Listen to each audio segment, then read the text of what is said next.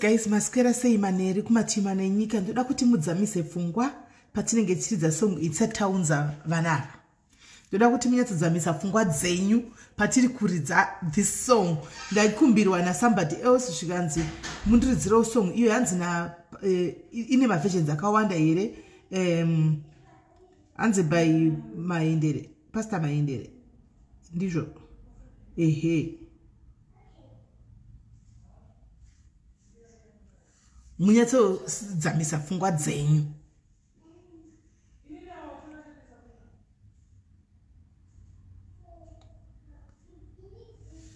I think indeed.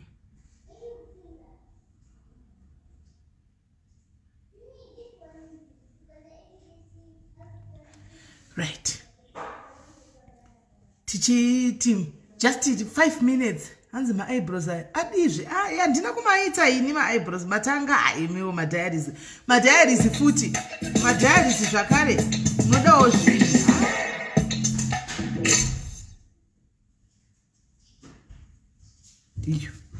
Mungo zamisa fungwa dzenyu. Mungo zamisa fungwa dzenyu chat. Serious man.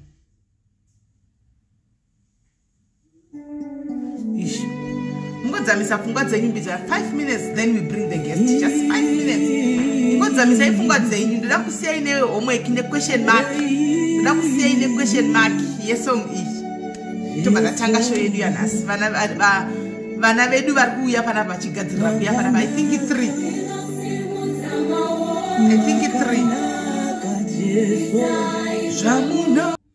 Right.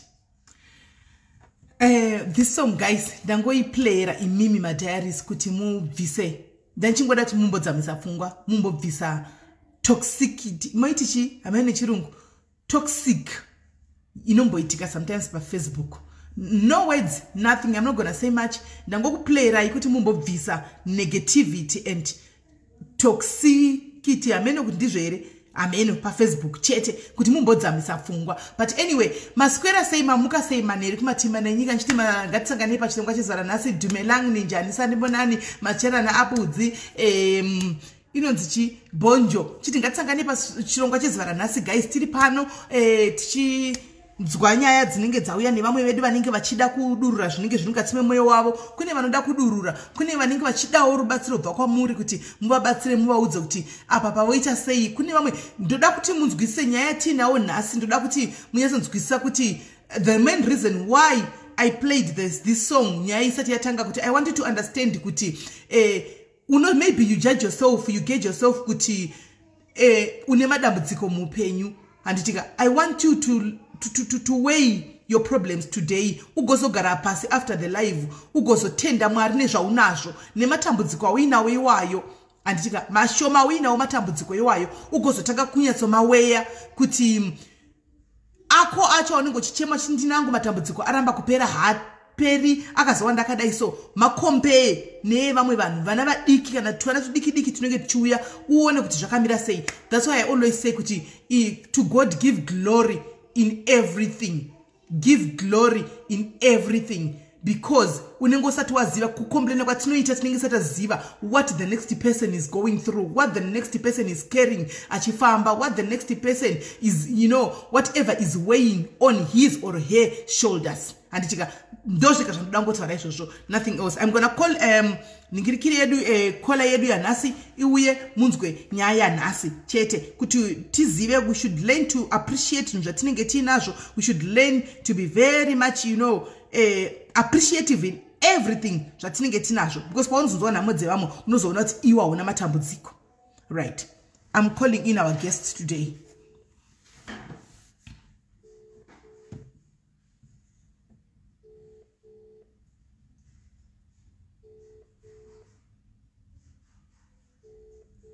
Oh, ndakangana.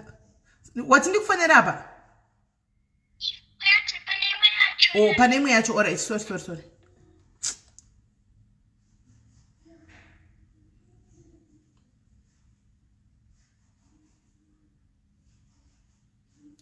Right.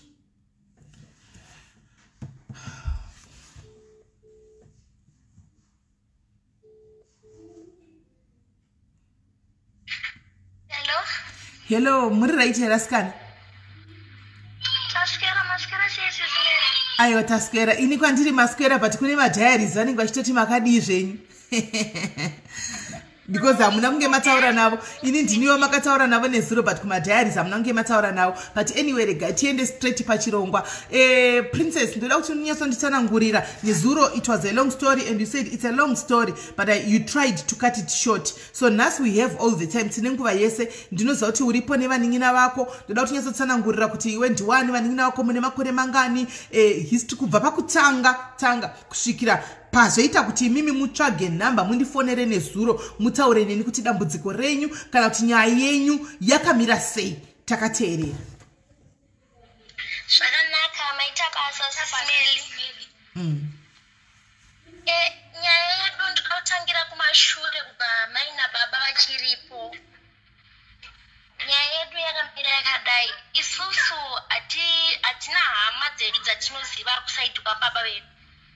Hama dzedu, baba vangu vakabva kumasvingo vakauya kuna naHarare uko vachitiza hameno zvavaitiza zvokumusha kwavo mufamily mavo. Saka vana baba vacho vese vakashayika, isusu tichiri vadiki asi takangovaonawo asi vakashayika. Saka kuhama dzataiti kuti hama dzamai vangu nekuti dzababa vangu dzacho hatina kumvira takadziona. Saka dede vangu ndo vakatanga kuzorwara 2005. Ndobva vashayika. Ndobva tasara tichigara namai vedu. Asi mai vedu vasara vakachangova vadiki nekuti baba vedu vakafa 2005 muna November. Mai vedu vachizofa 2006 muna April. Saka vakangosiyana ne5 months. Asi mai vangu vasati varwara kane mai vavaitamba navo vachiitana mbuya nekuda kwemituko. Saka amai ava vakazoba matoki amai vangu akanga asiwa nadedi vangu vaita zvomunhu. Saka vakazondituma inini kuti enda vanetsana panyaya yematoki iwayo. Mai vaindobva ndavaona pamashopu. Ndobva vanditi iwewe chienda noudza mai vako kuti I am cross. Ndobva wakrosa tugunwe twavo mai vai vachindiratidza. Asi ini ndakafara nekuti mai ava vaive nedark shop. Munoziva kuti kana uri mwana mudiki unenge uchingofarira vanhu vane zvinhu zvavo. Ndakatofara ndakamhanya kuti mama hanzi naambuya I am cross but aita zvavaita zvigunwe zviye zvikanzi asi mufambe muine bhutsu. Ndobva mama vangu asi ndikavaona kuti vakaradza kubatikana ipapo. Saka zvisina kuita nguva mai vangu vakatanga kutorwara makumba achizvimba kusvika vachirwara kudaro mai vangu vaichema vachitaura zita ramai vaya vachichema zvekuti zvainzwika nemunhu wese nekure. Kusvika mai vaine murume wavo vazoya pamba pedu. Ndobva vasvika vakakumbira rege nemurume wavo vakati isusu takatoita zvatakaita nekuti vanhu vaivepo nyama dzamai vangu dzaivapepa dzangu dzakatowanda nekuti mai vangu vakaberekwa vari mumba mavo. Saka wani chete ndiyanga yakashayika vamwe vese vaive pamba musi iwoyo. Ndobva mai vaiva nokumbira regero nemurume wavo vakati zvatakatoita takaita kara sati hatichakwanise muzukuru kuti tizvibvise. Saka mai vangu futi vaitenge munhu ari kuita dhimoni ipapo.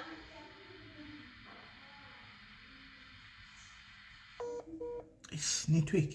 Right, getting me.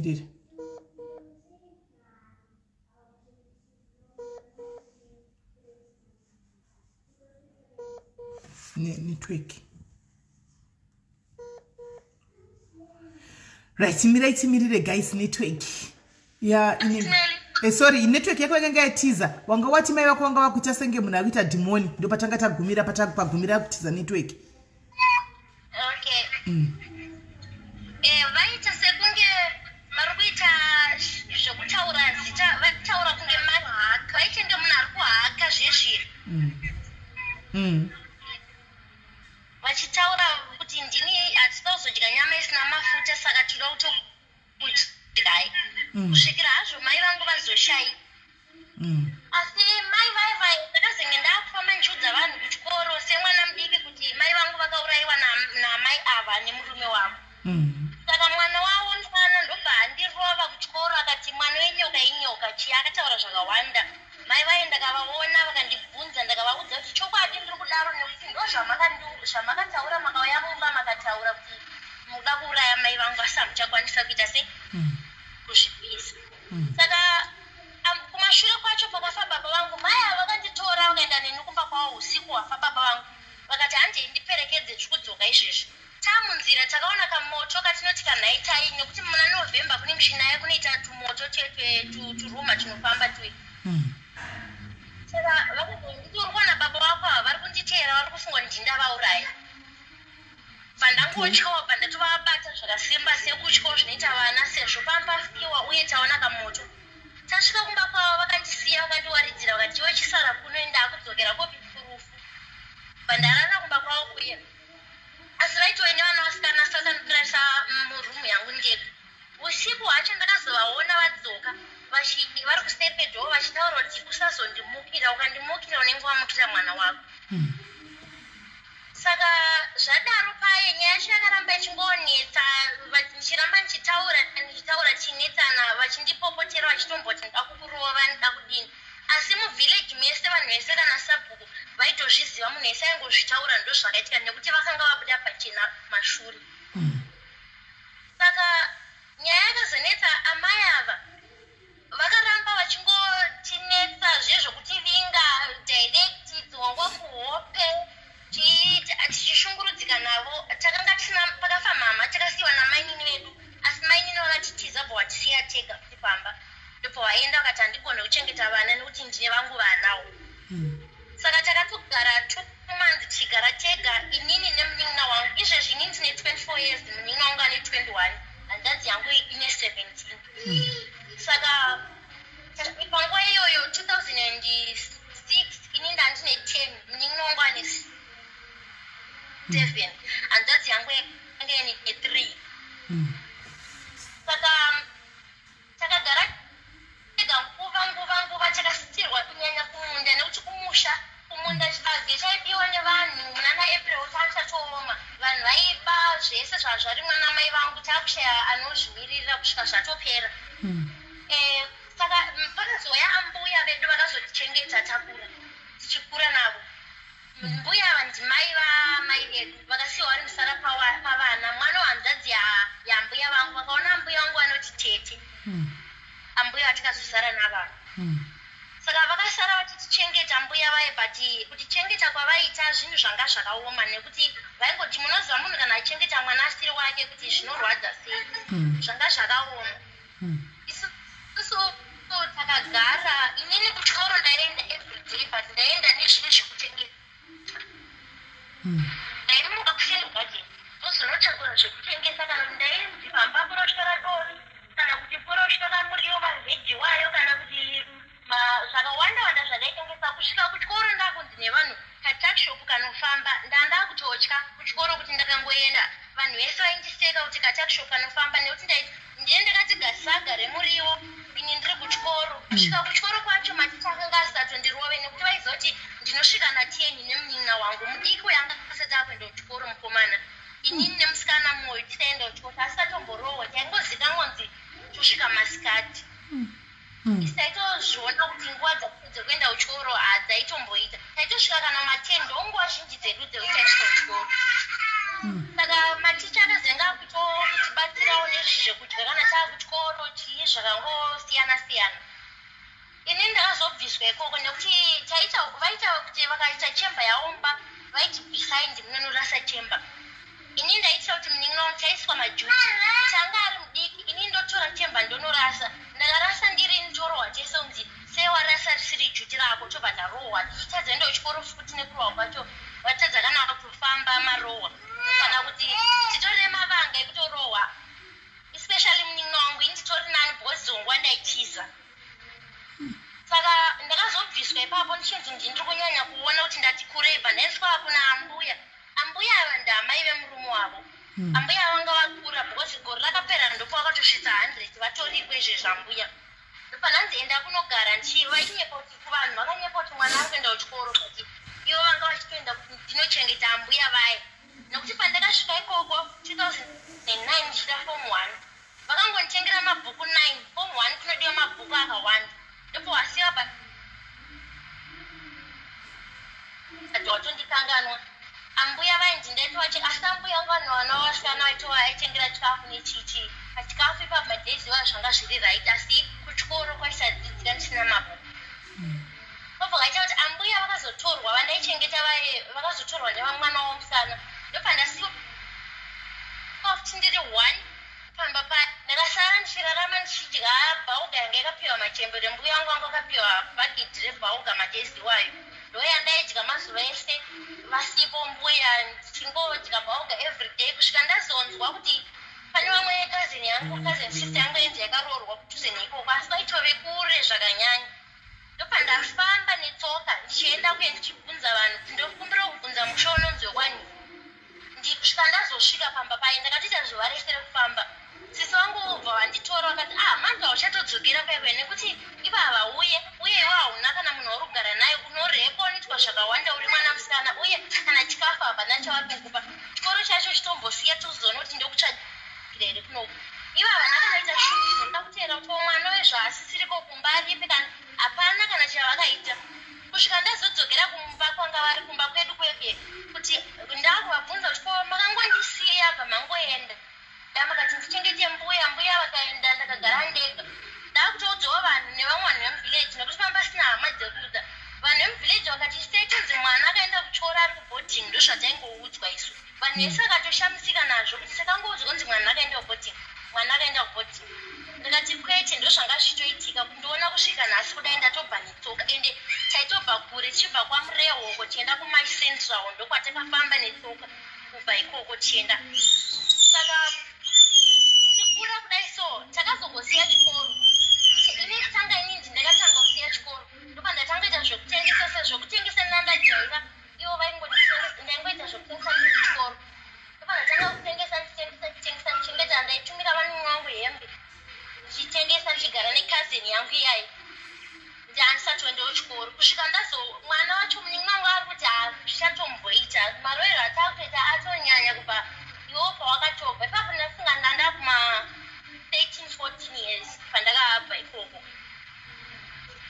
kusvika ndazonoba munin'ina wangu handati handakwanisa kumupa nekutanga chiri mudiki waizonyanya kundinetsa pandatora mumwe wacho nabva changomuisa chikoro kumba achigara nekazini yangu uye ndichitengesa iri musika bhozi sisi wangu aita zvokutengesa mabhanana chindo zvandandakubvauyo kazini yangu iyoyo saka kusvika tazotosiya chikoro ndatokundikanowa ndichagone kumubhadharirawo futi takungogarawo sevana saka inini ndakangoita mwana ndaita mwana uye handina kumbogara nemurume wacho nekuti murume wacho airatidza kuti angari murume wemunhu anga ari mwana mudiki but anga atone mukadzi murume wacho kazi isusu tiri vana vadiki hatizonyatsozivawo kuti munhu akamira sei zvinhu zvokuti unenge wangoti chero zvandaita ndo zvanga zvaakuitika ipapo ndopandaita mwana ndopandazozviziva mukadzi wacho ndiye akatoyanondudza anapondirova nekuti akatonondiri mwana mudiki akatondinzvira tsitsi akatondiudza kuti ndarwadziwa nezviri kuitika muupenyu hwako ndopamukadzi yangu nditi isusu tinototamburawo hatina zvatinazvo asi kana tangowanawo zvataitawana tinongokuitawo kuti mwana aite sei agone kuraramawo zvakanaka ndopandangotendawo mukadzi wacho princess waive nemakore mangani pawakaita mwana? ane 15. Okay, ngera kwemberi. Alright, ndaingopota ndishanya kumba kuye kwemukadzi uya ainditinoshanya hako kana uchida kuya uchimboti mwana toone mwana hapana chakaiva ndopandaenda ndaingopota ndichienda ndopandazotagara chirikama chaigara kumba kwedu kuya tichitengesa ndo mararamira tata nekuti kuna mbuya uko kwamusatogarike nekuti tichigara nambuya murume wavo wacho aitoda kuti repa nekuti mbuya vedu vaita chairman weZANU-PF madhezi wayo saka vaifamba vachienda kumisangano kumakongresi murume wacho aisara otiudza kuti nekuti madhezi wayo paipisa paita mashoshe pasi aitiudza kuti kana pasi paakuruma munoya murumu mhangu morara pamubhedha saka pane mumwe aimbogara pamba pedu so wataisisiwa tikambogara naye akanga ane mabhoshe ekusekendari akanga asiya paive nechidiagram chenhengo yemurume nenhengo yemukadzi wotanga kutiudza kuti ichi chinopinda umu ichi chinodai so vachitiudza zvinhu zvinoitika asi vachitaura nechishona saka vaitiudza kuti ndizvo zvatida kuti tiite tikuratidze kuti zvinofamba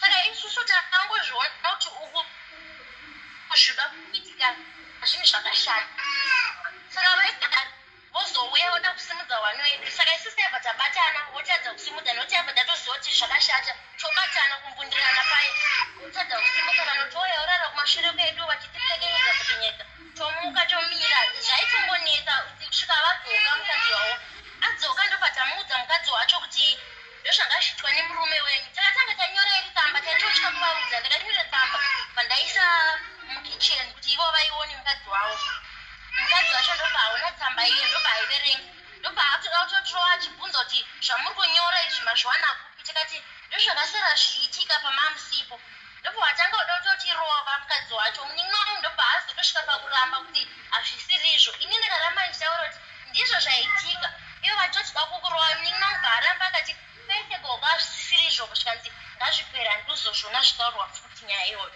ndobva yapera patatoinyarara asi zvakaramba zvingori mupfungwa ndozvakazonyota kuti tinyasovatiza kuti hatida kuramba achidzokera kwavari pepe nokuti vanozoita izvozvo kuti utanga kutiudza kuti zvakati hanzvadzi yedu isisu uyu mudiki anga akungotorwa nevanhu achiti akambogara pano mbogara papi saka panga ati kurei ndakaudzwa nemumwe munhu achinditi iwewe ndiwo anesenemu yekuti yakadai ndikati hongu zvakanzi kune kamwana kaduku kamukomana kanogara nevamwe mai asi mai avanoenda kumaborokoza vanomusiyira vamwe vana anosiyirwa vamwe vana vadiki kwaari 4 kuti avachengete ndikati kamwana ika kanonzi kuzvibva ataura zita racho ndikati ihanzvadzi yangu ndikati asi nekumba kwacho handikuzive ndofamba sei kuti ndizoenda ikoko ndione kuti ndizviri kuitika here ndobva ndapiwa madirection ndobva ndakwira bva ndaenda ndichisvika shuwa ndakaona hanzvadzi yangu achitodyara mambaira ari mwana mudiki ipapo ndofunga angatori kuma-10 kuma-10-11 achidyara mambaira ndikati ko uri kudyara mambaira zvikanzi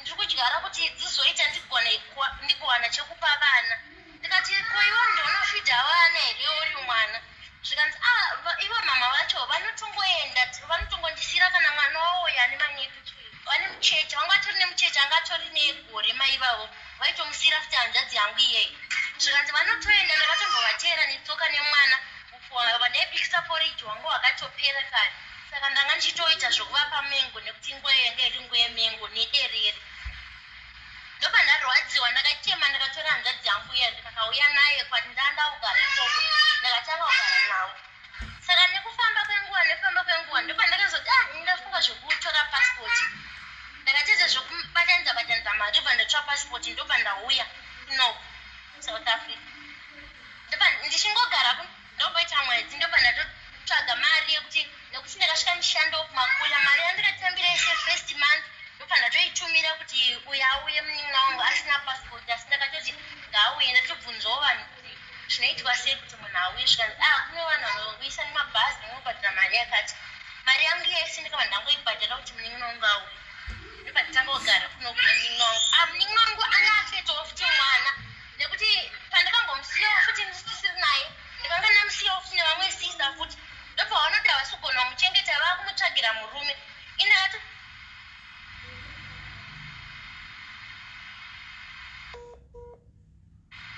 afonderwa ane vanhu shinzi nekuti zvikanzi nekuti handizvigone zvokumuchengeta nditori nemhuri iri kutondiremera ndopandarwadziwa pandakanoona munin'ina wangu ndakatosvika atonipa munhu zvanga zvisatomboshanda ndobva atizoita mwana wakewo saka mwana wake akabva atongotorwawo nehama dzemurume wacho nokuti vakaona kuti havana mukuru anogona kuti tarira kana kuti chengeta nanhasi mwana wacho hatitombomuone vanotoramba naye tinotosvika zotoita sei kuti timoonewo mwana iye havatombode naye hama dzemurume wacho yakamupa mwana saka tikutoshunguridzika wani kuti titore mwana inini kunouri pandakazosvika ndikasvika ndibva ndazoitawo munhu akandidawo ndiye murume wangu andogara naye zvezvizvi ndobva ndakona kugara naye ndobva ndokumbira kutora hanzvadzi yangu nekuti ari kutotambura vanhu vese futi vaitofona ende vanhu vaifungoti ndikugara zvakanaka kuno kunoti naakugara zvakanaka mwana ari kutambura kuno ndobva ndaita ndimutore kuti hanzvadzi yangu asina pasipoti ezvinezvi ndinogara nehanzvadzi yangu nemunin'ina wangu apa ndanemumwe mwana nemurume wandinayo munin'ina wangu yakazororwa futi nemuzukuru futi pandogara naye muzukuru wemurume wangu ndobva yazororwa naye asi tinogara ikamba pamwe chete asi futi murume wedu varume wedu havatode kuti tishande vanoti kana tikatoda kushanda zvinonzi itai mabhizinesi asi mabhizinesi acho anoda mari yekutangisa vatipe vanongoti nekuti vana hatina mari yekukupai kuti vana vaende kucreshi. Inini ndine vana vangu 2 vese vari kuno. Ndakatora mumwe wacho nekuti handitorina munhu wekumusiyira mumusha. Ndikamuudza kuti handitokwanisi nekuti anotogara nemwana wangu wacho hapano. Saka vana vangu vese ndinavo kuno kutotambura ndinavo. Hama dzekwamai dzacho hatina, dzekwababa dzacho hatina. Tinotongoonawo masene matinoona tongobvunzawo kuti munozivawo here munhu akati vamwe vanoti tivaziva hachatomboziva takutotambura zvingaite pahama ipapo futi kuita kuti anotibatira wachakafana. Izvezvi kana tikanzi tokuti takafamba izvezvi tinongosvika tiudzwa kunzi vanhu vai vakauraya mai venyu vari kumusa mai venyu vari kuti vendanorova vana vavo neshamhu kuti vasiyiwe futi nevarumba vainavo. Apo isusu hatinaka kuti vana havatambure. Kwataenda kwese taisabhilivha tinongwa maprofita sei. Unoona kuti pese pawasvika unongoudzwa nyaya imwe chete kunzi mukutonzi muda kunzi murohwe neshamhu kuti musiyiwe kuti nevarume vavo nekuti ndovari kukuchengetai kuti tingogara tichitambura chete sezvinhu zvatakakura tichiita. Saka zvinototirwadza kuti wani toita sei vanhu vemunhu ari kumutsa mai vedu uye ndiye akauraya kuti mai vedu isisi. Zvinototirwadza ende mwana wavo mai vavo musikana aitondiudza ndiri kumusha kuti mama vedu isusu havati mugara pimba penyu nekuti pamba penyu ndopanogara zvinhu zvavo patorine nyoka dzakawanda dziripapo dzinogara pamba penyu. Anzi pamba penyu usiku pakanaka zvingaite kwete zvakunoona. Mwana wavo musikana aindiudza kuti pamba penyu pakanakisa chose zvokuti patorine security yakanaka mumba menyu mutorine kobra yakati asi panogara nyoka dzamhama nezvinhu zvavo zvaaitaura mwana womusikana. Mukomana wacho futi mwana womukomana akatombotudza bhozi vane mukuru wacho akafa akati anotirotesa anototiudza kuti zvakadai zvakadai nekuti mwana womusikana akanga achita vana achifa. Pamwe pacho akatomboita nhumbu yatopa 6 months ndobva azongonzi mudumbu mune hudzi achienda kusikani zvikanzi mudumbu mako mune huka muna mwana asi mazuva ese achienda kusikewa achitoonekwa kunzi ane nhumbu yapa 6 months ndopa akazongonzi hamusisina mwana mune hudzi. Saka ndopa akatangobhilivhawo kuti mai vake chokwadi vanoita se vanotoita zvakaipa musikana uyo akambondirowa ndichiri mudiki. Saka zvakatongooma Sis Melly upenyu hwatiri kurarama izvezvi hatina kana kumba kwatoti izvezvi takada kudzokera tinoenda. Saka sikutambudzika kuti hatingaono here kana muprofita anotibatsira kuti tigone kuti munhu iyeye asiye zvekubudza mai vedu uye isusu tigonewo kuita bhizinesi redu isusu risina varume nekuti varume vedu vacho ndo vanotirambidza kushanda uye ambuya vacho vakatichengeta vachitishungurudza vanototarisirawo chinhu kubva kwatiri nekuti ivo tikasavapo anything vanotiwedzera kutoitawo zvinhu kuti zvive wesi nekuti vanoti takakuchengetai chero havo vaitishungurudza asi takatokura. Saka zvinhu zvakatooma kuti todini nekuti hapana paunomuudza kuti iye ndiye ari kushanda ndipe mari vanotongokudza kuti hazvikwani hazvisuitika izvezvi.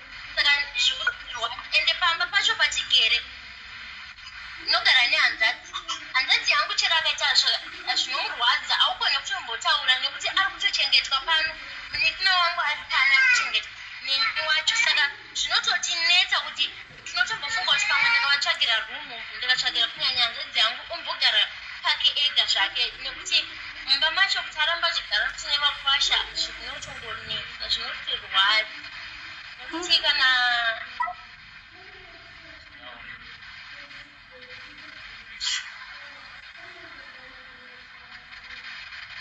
zvakaoma.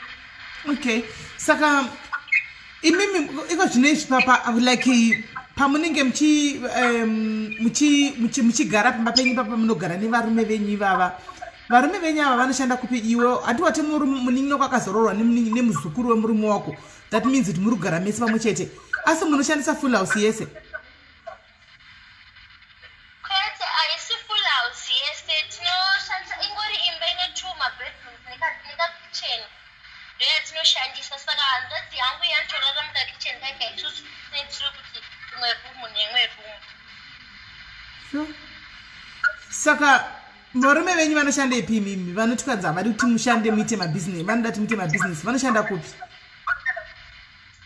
Murume wamunyima wangu anotoshandirawo imwe kambani yaanoshandira. Inini murume wangu anozvishandira basa rake but kumashure uku akaita problem yekuti akabirwa zvinhu zvemaclients zvacho zvaanoisa zvakawanda saka atori mubishire kudzoserawo futi kubhadhara maclients ake aya ane zvinhu zvakapiwa chese chaashanda chotopfuura zvishoma zvacho ndo zvinotoya kumba zvizhinji zvacho zvinotoita kubhadhara kumaclients ake akapirwa nokuti nyaya yacho akatoenda kupolisi akaenda kukoti asi iye hake akaonekwa kuti haana mhosva because zvinhu zvakatopiwa saka vakangotaurirana kuti akwanisa kuzodzosera zvinhu zviya but mari yacho yakawandisa nekuti paato ne2 years ari kutongodzosera chete zvinhu zvakapiwa zviya nekuti zvakawanda. Alright, kana mchiti mimi kuroorwa makaroorwa mune varume venyu makaroorwa kunani kusina hama dzekwababa kusina hama dzekwamai mari yakabviswa kupi? Kwete asina kutombobvisirwa kana tikatsvakirai kuno yacho kana chii hapana kungogarawo tese. Saka makangogara mose muri vaviri nemunin'ina wako?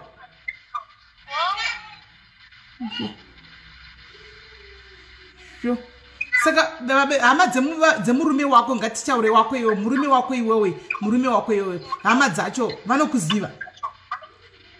Wangu vanondiziva. Vanokugamuchira sei? Vanondigamuchira zvavo but handiziva kuti vanhu vacho vanenge vachizvitorawo sei but ivo pachezvavo pari zvino ndaona sekunge vanondigamuchira but zvizhinji hazvisati zvaitwa like zvekubvisa tsvakirai kuno kuzivisana hazvisati zvatomboitwa zvizhinji zvacho. Makamboenda kumusha kwemurume wenyu mose? Kwete hatisati. Saka munongogara mose kuno kujoni kunoku? Asi hama dzake zhinji dziri kunoku dzemurume wangu ini zhinji dziri kunoku. Ko dzemunin'ina wako ndo dzimwe chete nemunin'ina wako?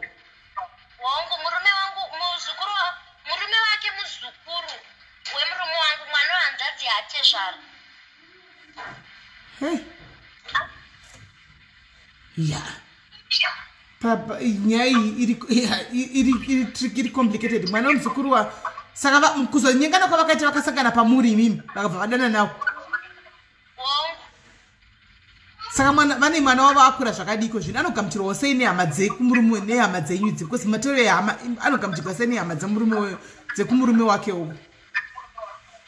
Uyu munin'ina wangu murume wake amwene wake atete vangu vaungeta vana tuma patya murume wake natete vacho saka vanotomufarira kuti mwana wavo ane mukadzi woplus vane mwana amwene wake vanomufarira asi murume wake yatori hosi murume wacho anotongopopota hamene zvaanotongoita murume wacho. Murume wake ndiye anopopota wemunin'ina but hama dzinomufarira but murume wake ndiye anomuabuse.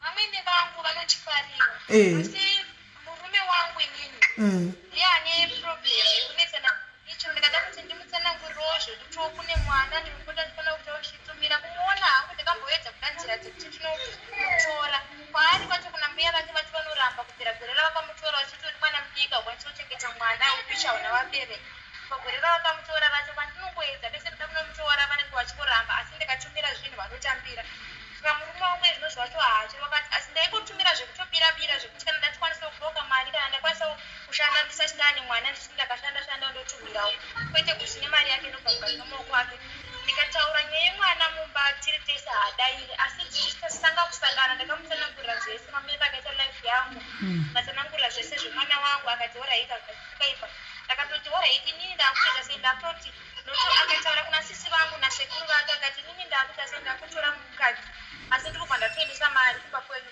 sezvo zvinhu zvakangodza kana vanhu vadanana vawirirana vanhu vese vakungodza oraiiti kana nehama dzake dzikati kana vawirirana ngazviite sekudaro tawirirana tikakugara tese asi kubva patinatanga kugara tese kuti ndizoona kuwirirana kwacho nekuti tsero kuti ndikada kuti nditaurire kuti mwana semunhu unenge wakazvara munhu kuchirwadza kuti hatina nhasi haatodairi ndikatotaura nezvazvo haadairi inini pachangu pacho kuti ndiwane nguva yekuti ndotaura naye semurume wangu hazvikwanisike mari yaanoshanda imari shoma tinokwanisa here kubhadhara rendi nekutengawo chikafu mumba nezvemwana tinokwanisa asi kuti akwanisa kuti tikwanisa kuwana mari yekuti ndobatawo kana kuti tichaitawo something hazvichakwanisika kunyaya iye kana hembe chaiyo kubva patinango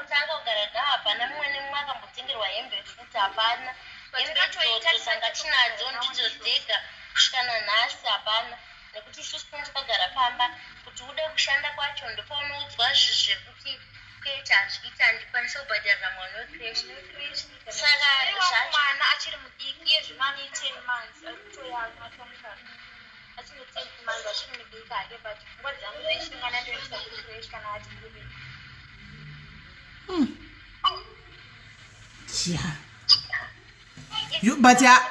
But murume wacho hakurovi zvake handiti.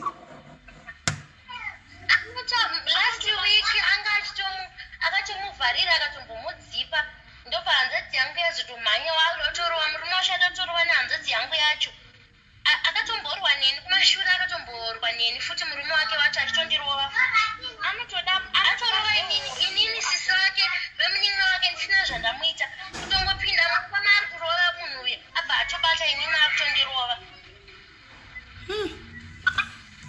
Akakura sei murume uyu? Murume wake makasiyana nemakore mangani bekuzvarwa? Iwe ne 21 iye ane mangani murume wako? Ane 28 wake ane 28. Okay guys, I understand. Rindai kwadi arikuti, let me pin this question. Rindai arikubvunza kuti izvo why vasiri kukwanisa kuti vasiye varume vavo. Azviite kuti vasiye varume vavo as it is right now. Vakasiya varume vacho ivava vanoenda kupi? Vanoita sei? Vana ava havana kwavanoti ndokwa baba, havana kwavanoti ndokwa mai, havana hama, vakakura upenyu hwomushikishiki. Vakasiya havana pekuti vatange kuti vanoita anything kana ungave musika chaiwo kuti vakajaira kuti vari kuZimbabwe. Havana varume vavo vanoti hamushande because hatina mari dzokuendesa vana kukreshi, vana vavakazvara handiti. Saka itai mabusiness. Pamabusiness acho vari kunzi vaite mari yacho havapiwe. Amotononga chinzi vaite mabusiness api handiti maona. So ndo pari kundinetsawo inini kuti how best can we help these kids guys? Tobatsira vana ava sei kuti vabude mazviri? Vana vauya vakapotera kwatiri. I don't know them, I've never met them, but vakakumbira kutaura neni zuro. Sisi Melly tokumbira kutaura nemi, tinokufollowai. Mukuru wacho ndiye akati tinokufollowai. Ndikati kutaura neni ezvikanzi ndingati zvikanzi asi handina airtime. Ndopa ndakabva ndatomufondera back ndikati nyaya yacho yakanaka here, ndobva andudza nyaya yake. So akati ndoda kutotaurawo nyaya yangu palive ipapa padiaries pana vamwe kuti vazivewo kuti zvavanenge ndivo iyeyu mukuru anonzi princess akangwara. I think kusheka kwakaita kechikoro ka but akangwara because akatotaura masvikwe kuti nezuro kwandiri nyaya iyi ndoda kuti vamwe vandogara ndiona vanhu vachicomplaina vachichema vachitukana kuFacebook isaidi hatisi zvigone. Asi toda kumboti vanhu vakanzwawo nyaya yedu pamwe vachaonawo kuti pavanenge vachitaura nyaya dzokuti tine matambudziko tine chii vambokombewa matambudziko avanena matambudziko edu. Izvo zvitikanzi tafa nhasi hatina nogona kutiviga, totongovigana ini nevanin'ina vangu ivava. Vanin'ina vangu tiyo handi vanogona kutongoti kundiviga, hapana munhu anogona kundichengeta. Mozati it broke my heart. Mwoyo wangu wakatsemuka nepakati nezuro zvokuti kuti pandakabvunza kuti nemakore mangani akati ndine 20 akati 23 22. Princess wakati nemakore mangani? Ndine 24 munina ndiane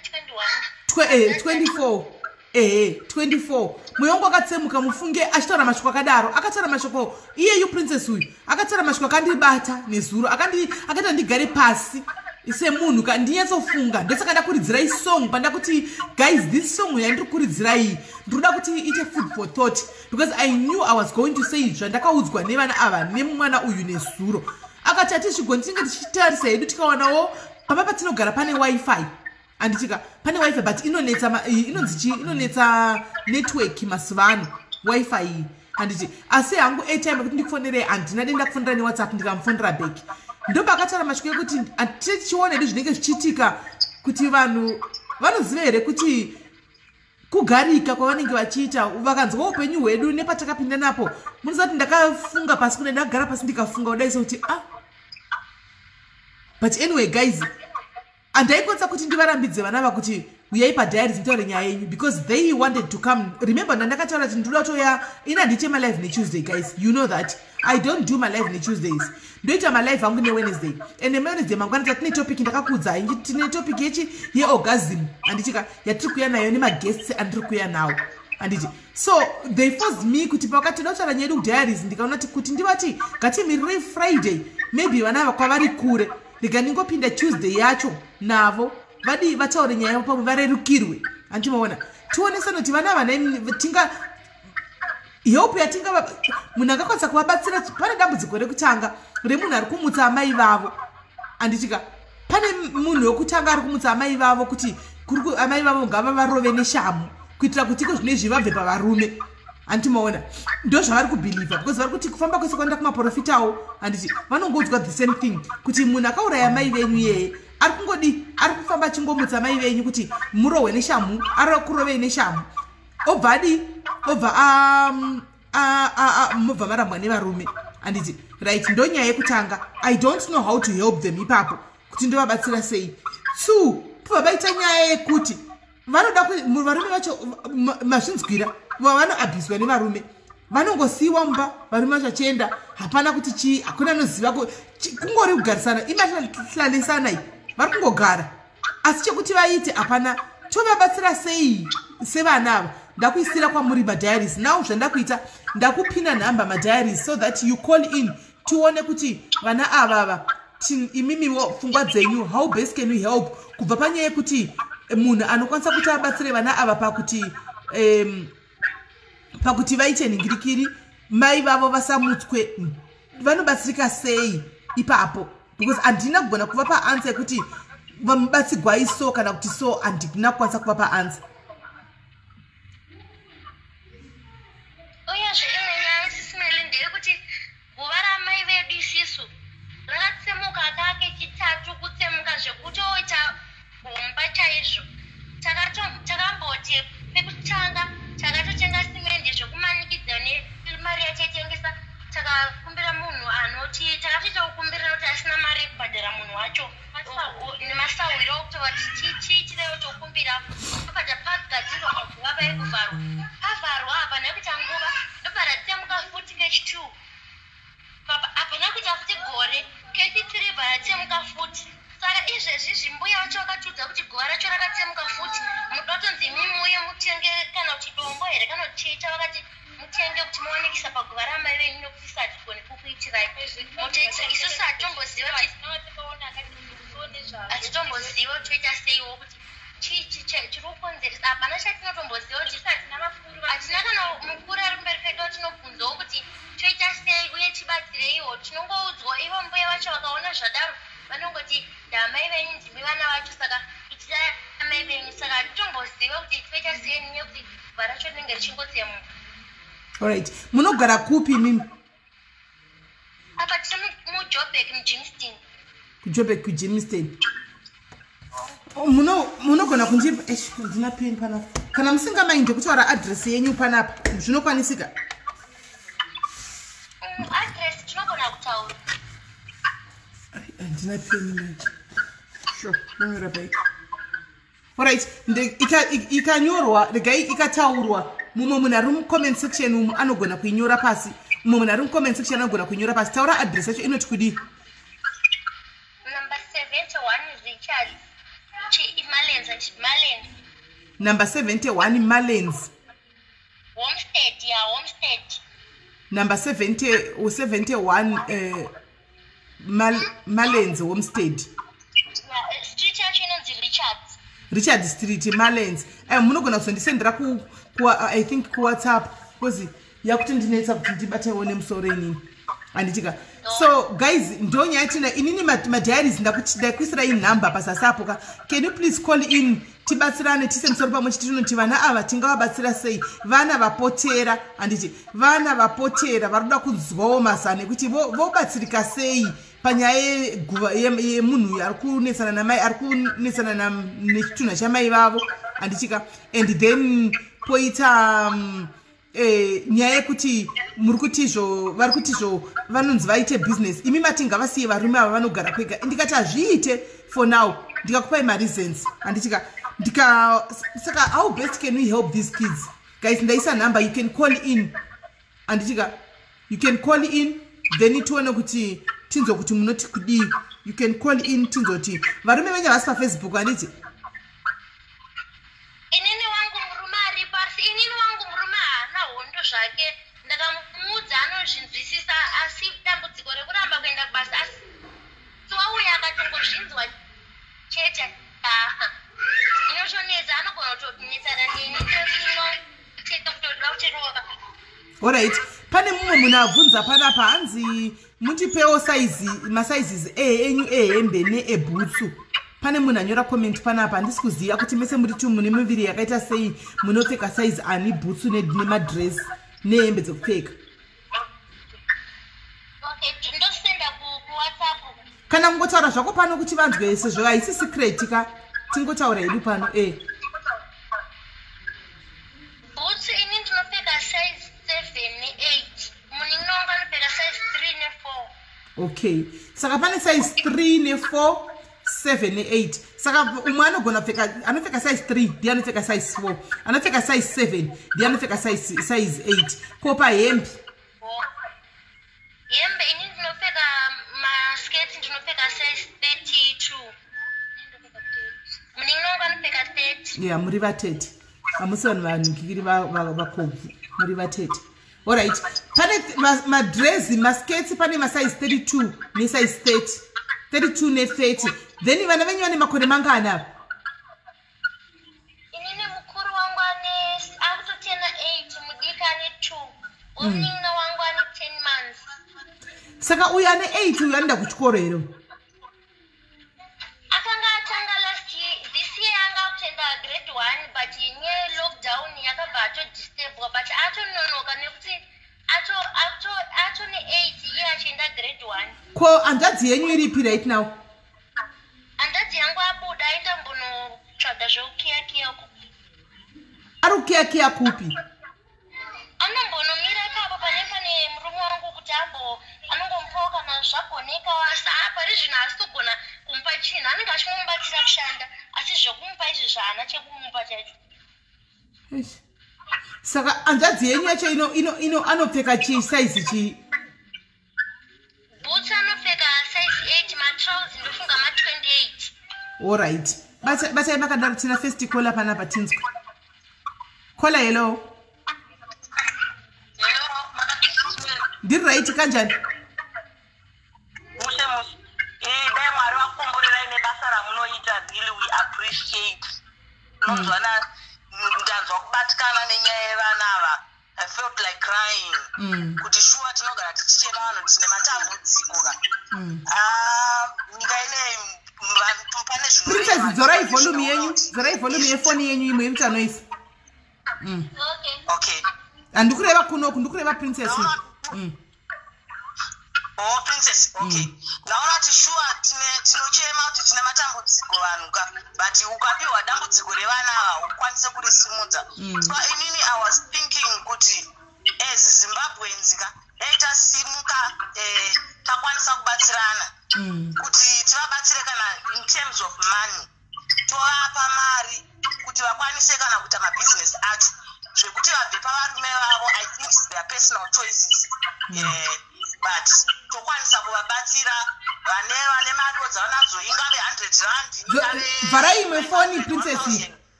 Tokwanisa kuvabatsira kuti vawane kubatsirikana vakwanise kubva mudambudziko ravariri.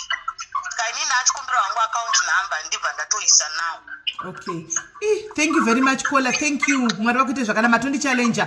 Ndanisati ndatombofunga kuti ndiwabatsirawo sei inini. Mandi challenge caller. Thank you very much. You have really challenged me. Neniwo ndiri pasire penyu. Neniwo ndoteera pasire penyu izvozvi. All right. Thank you. God bless you. Okay. Taura hako princess vachiripo. Ndikuti maita basa vakuona nemoyo wenyu wakanaka nemashoko akanaka anosimbisa anoita kuti munhu moyo usununguke.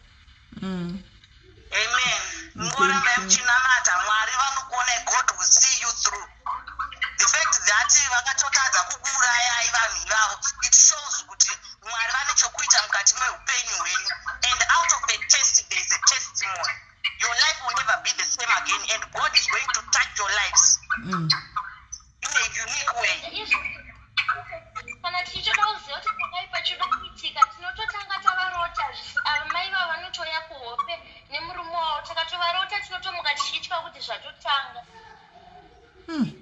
Just pray and movura Psalms 35. Vurai Psalms 35 dzidzai kuita maprayers. Even God will change the hearts of those men. Movura Psalms 35 muchiverenga as family. Mwari ndimwari venherera. Vanokubatai and I know and I believe it's going to happen. And we keep on praying for you. We are going to pray and fast. Our God is going to answer. If there's a man to pray, there is God to answer. Yeah. Thank you very much, Paula. Thank you. Regarding my test, this papa. Okay. All right. Right. In Zwaika, guys, I'm thinking of instead of us giving them Mari and it. How about Timbons? Iwa uchi business rano kwanza kuti vaite racho nderei. Iwa princess chamuno kwanza timuite right now chawakamboona usemuna akabva kuZimbabwe achi princess pane phone iri kuita noise kumashure kwako mune mafoni 2 anditi pane mwe phone kuita noise Yafunga TV. Chidzima ichi kuita noise chiyesonzwisisana. Alright, zvakanaka.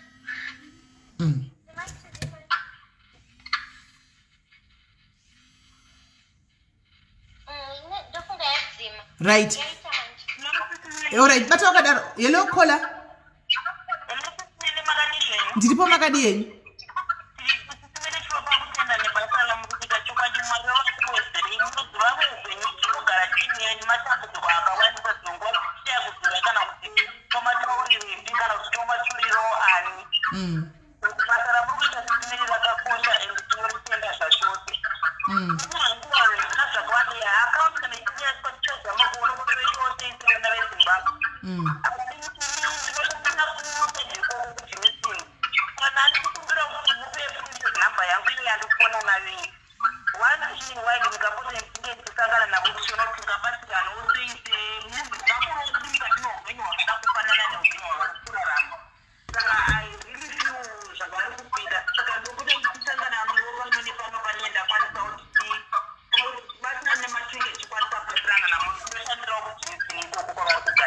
Alright, Kola, I'm going to send a message here. Which ndiwape number zenyu because and ndituza kutora screenshot ne kafoni kamuru kufona up kuti ndizovapa. I'm going to send this bata ku inbox here then ndovapa number zenyu then musangana munoona opa vari kugara.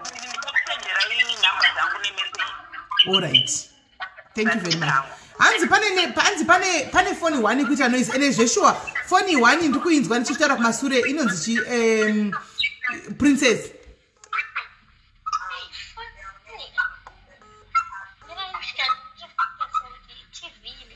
I see TV phone.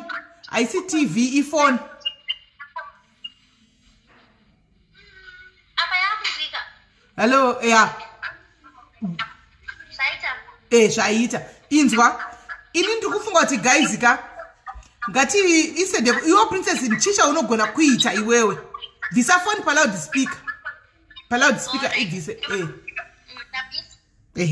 chaunokwanisa kuita iwewe chakuti right now takupa 1,000 rand kana 2,000 rand unokwanisa kutanga business rei iwewe izvozvo. Inini kufunga kwangu panguva ine kuti kune chando kuna kwakawanda masikwata kembe ndaigona kutanga kuodha parafini ndotengesa parafini ongo saka parafini inotengwa kumasikwata kako stereke ongo saka 20 liters yeparafini inoita mari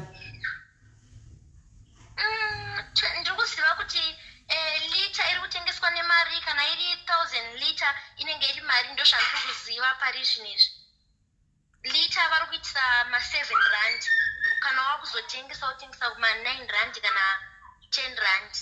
Okay, saka guys vakaenda kuchikoro vemetsi vevaiti calculator mwana arikuda kuita business rekutengesa parafini anditika arikuda kunohodha parafini achitengesa kumasquatter camp eikoko kudhuze right. So vanogona metsitire iwo hanzi parafini itengeswa ne7 rand saka mu25 liters munopinda mangani manhikikiri uyu mabhodhorai.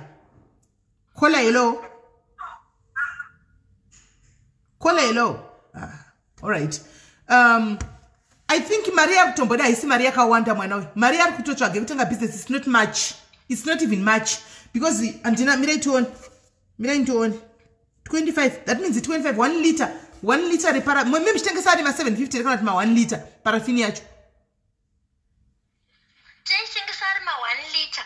But zvainoita parafini nekuti profit yacho inenge iri shoma, iri 1 rand 2 rand pamusoro. Saka wakatenga iri diki inobva yaita profit diki. Asi wakatenga iri hombe. Yakawanda. You mean to say kuti yakawanda nditi? Kola hello. Hello, muri right here call. Tiripo.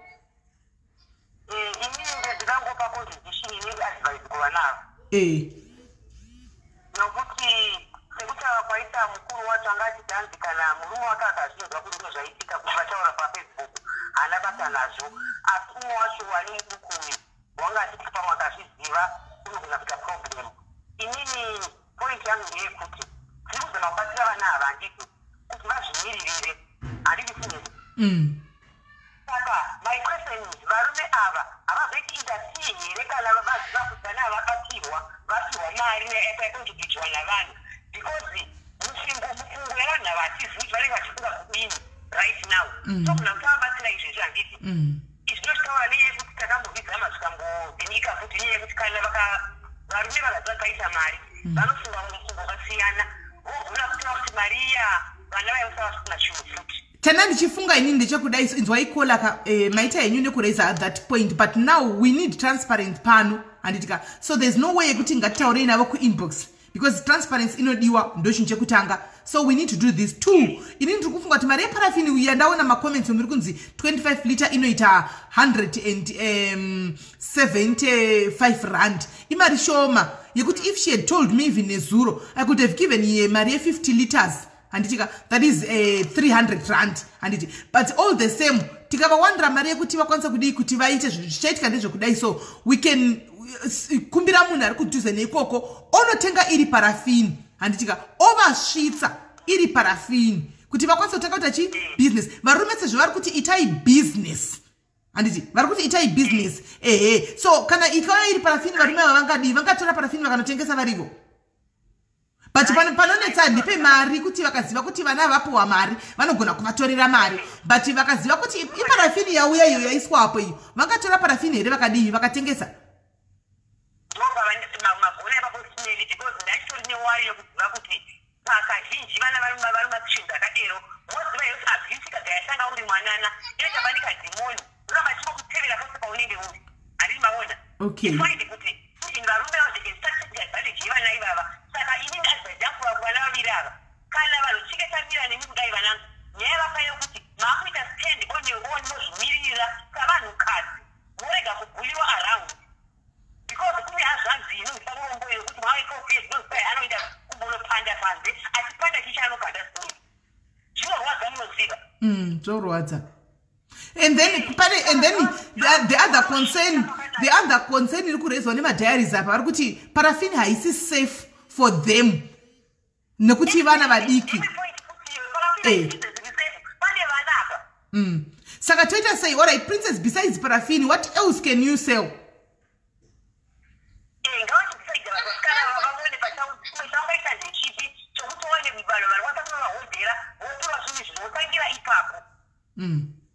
Parafini yanzi inogona mune vana uyise pasezvo pane mwana ehondo apa ane noise apa murume anogona kuzoda kuita advantage yeparafini iyoyo akakutunga. We never know. Kungo vewo careful. Saka besides parafini handiti princess chii chimwe chamunogona kutengesa imini chaunoona chinotengeswa nevamwe kuko chaunogona kuti mungamanyamanya nemunin'ina wako muchitengesa chingave chii? Pari zvinezvi chaitofamba zvechando but zvawandirwa kunoko vanhu vacho vawanda vari kutengesa zvinhu zvechando zvakafanana nemajuzi, matracksuits, mahats, masocks, mabowling, asi zvawandirwa nekuti munhu wese akungofamba achitengesa izvozvo. Saka handizivi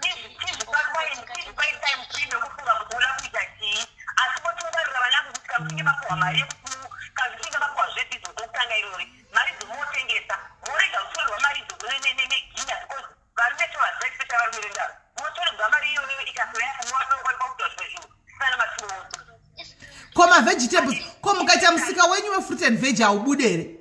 Sezochi uchigwana zvokutengesa ma vegetables iwewe princess.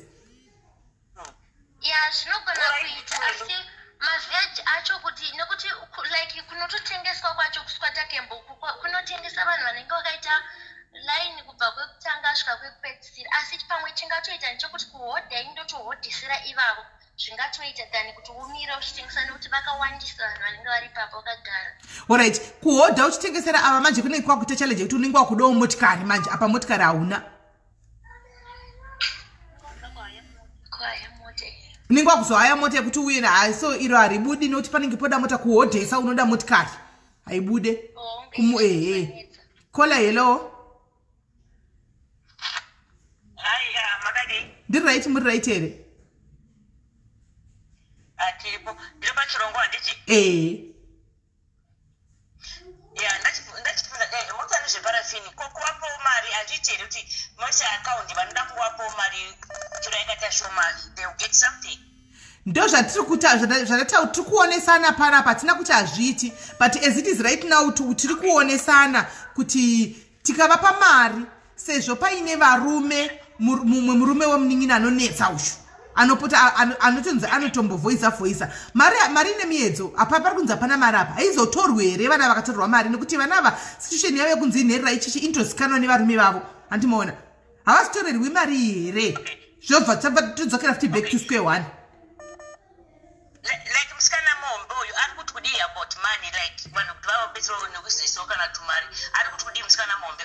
What is she saying about money? Spike zvino chandiri kuona chiripo togona edu kuisa bhora kuvasikana ava kuti vatibatsire but isusu wose vabereki ngatiseiwo musoro pamwe because vana vadika 24 21 vana veda handimaona anogona kuti aiwa murume wangu hanitoreri mari yazove memumba mari yotorwa todii saka isusu samadzimai we have to be just careful handimaona kuti make sure kuti vana vadi vatanga kuti vaite zvinhu zvavaroda kuita. Okay. Okay. That option ndeyekuti kana kune munhu agara pasai ari kutuzeka anogona kana like akapuwa mari dzacho iye ndiyopora chizoona kuti zvinoita here kuti vatengese because kuri kutengeseka here in the moment. Kuri kutengeseka here zvoro. Vanhu vakutengesa iko zvino people are selling. Okay. Okay. Tikamira tozonzwa kuti sina marunga kuti muri kuti then we chip in. All right. Thank you very much. Thank you. All right. Right. Princess. Thank you, my diaries. My diaries, thank you very much. Thank you. I'm seeing so many business ideas. Kuna business and dinner idea.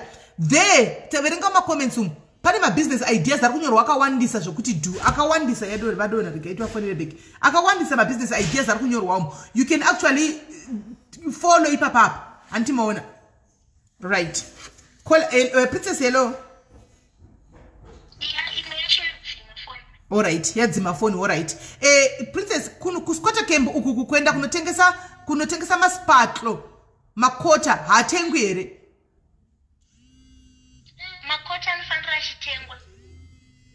Unogona wakambogadzira nozati toda kuti chii kana kuri kuti makuda kutanga business renyuka ngaripinde muzita remukomana because rikapinda muzita renyu chokwadika mangwana muchadzoka zvemuchindifonera Sis Melly zvazodai mari yatogwa zvazodai handichimaona saka zvikaenda tanga tichifunga kuti kana pane idea kuti tigonovhura account yedu nekuti ini ndine passport asi handizwo tinovhura sei account yekuti tinchikwesa mari yedu isingazivikanwa yogara maaccount. Good, very good one. Ukaenda post office munovhura. Kola hello.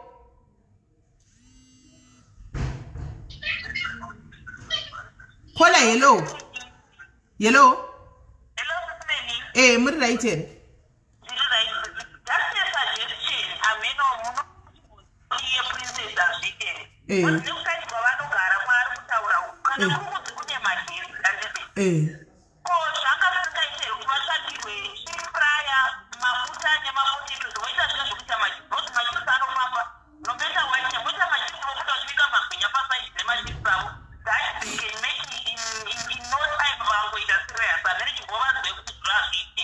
vakateerera vakatoteerera princess pane vamwe vari papa mama vari kuti hazviite here kusaidi kwamunogara hamukwanisi here kuti mungaita zvokuti mubike mutenge tikakutsvagirai meshini wemachips kachip fry handika mobika machips enyu muchitengesa hazviite hongu zvinoita pasai pamunogara imi muri pamba yenyu zvinoita kuti vanouya achitenga machips baba kwete pamba pamba pafambe abapfure vanhu zvakanyanya asi zvino machips munenge mukuskwata kembo zvino munenge mozomabika sei machips kune kuda magetsi ka munenge moita sei vanogona kutsvagirwa iya yegasi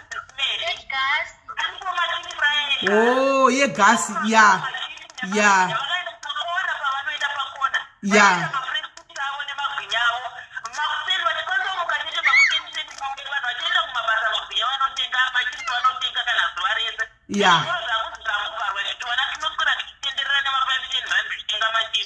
ndizvozvo Kola, thank you very much, thank you. That one I think it can do kuti voita chegasi icho chiya and then because vanenge vakurova multitask papa vakabika magwinya neise machine iwoyo vobika futi machips vobika makota handimaona maspatula iwayo chimeshini ichocho